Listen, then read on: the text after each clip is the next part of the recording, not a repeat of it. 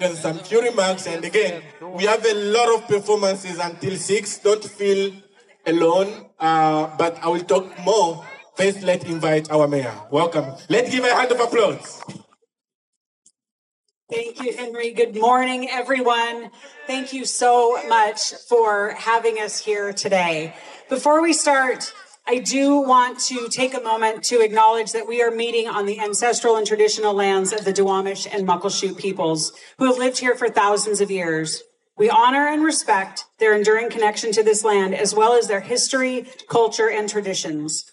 We also recognize the Indigenous peoples who continue to contribute to the community and are with us here today. I think it's really important to start with that acknowledgement. So I had some remarks prepared, but Henry led into a conversation that I was having with his son, and he asked me, "What does a mayor do?" And I said, "On the very best of days, it's like being a mom for 140,000 people." And so there's that relationship. It's about taking care of people, and I think that relates a lot to the Refugee and Immigrant Festival here today. It's about taking care of and building community. As a refugee or immigrant, you are seeking something better for your life and for your family, for opportunity, for safety, for the ability to advance your family, your career. It's a multitude of reasons. So that's what's being sought. What's being received by the community that you choose is all of those things in return. It's about strengthening and building community. It's about forming new bonds. It's about sharing culture, sharing food, sharing experience, and reminding all of us that we are all at some point in our history sought something better for our families. It's what we continue to do today. And I think that that's the bond that ties us. So I want to say thank you to everyone that's a part of this facility. Thank you to every refugee immigrant family that has chosen to call Kent home, because on the other side of that, you are making this a better city, making it a stronger city, a place where we all can gain benefit and trust and family and friendship.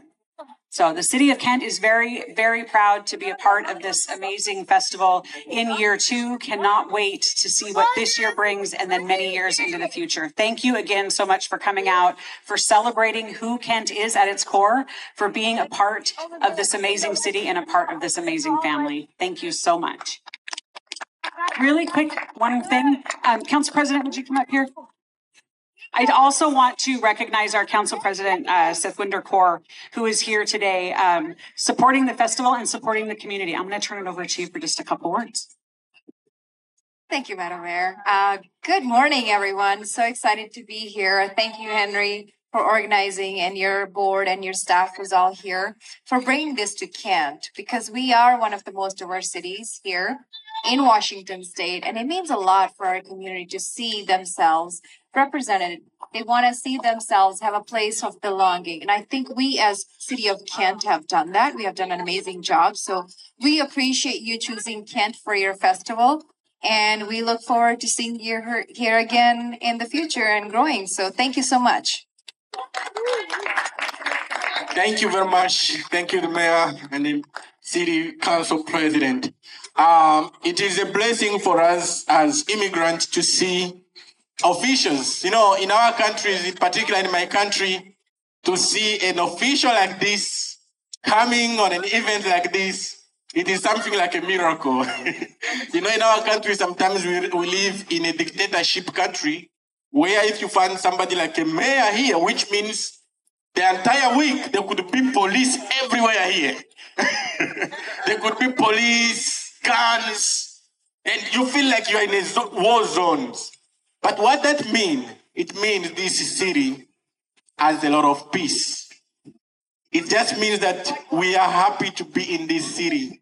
It is a city which we feel welcome. That's why we have the mayor with us. It's not a city where you have to feel like, oh, maybe, some people with the, those letters, they will come and just, tie you up. But in a city that we see the leaders standing up, not only they stand for refugees, they stand for humanity. They stand for what is right. And what is right is not about being a refugee or being not a refugee. What is right is to stand for what is right. And what is right is to open your house, your doors, your country for the one who's most vulnerable. Looking behind me on the stage, on the banner, there is George Washington. I put that picture. I'm the one who designed that banner. Can you give me the hand of applause? On the banner here, how many of you knows who is George Washington? How many of you knows who George Washington? My wife recently just passed the citizenship test. And that was possibly one of the questions they asked her. And George Washington, I think, is one of the founding fathers of this nation. Am I right? But he said, I had always hoped that this land might become a safe and agreeable asylum to the virtuous and persecuted part of mankind, to whatever nation they might belong. So that is the founding father of this great nation. Do you understand the meaning of founding? It's mean foundation, which means that the people that lay the foundation of the great democracy that we have in this nation, they said and he said, this nation should be open to asylum. So if any leaders deviating for this foundation is breaking the very foundation of this nation. So for us, we have to welcome the refugees and the immigrants and to stand for them. Standing for refugees and immigrants is standing for what is right. It is not about politics. It is standing for what is right. But remember,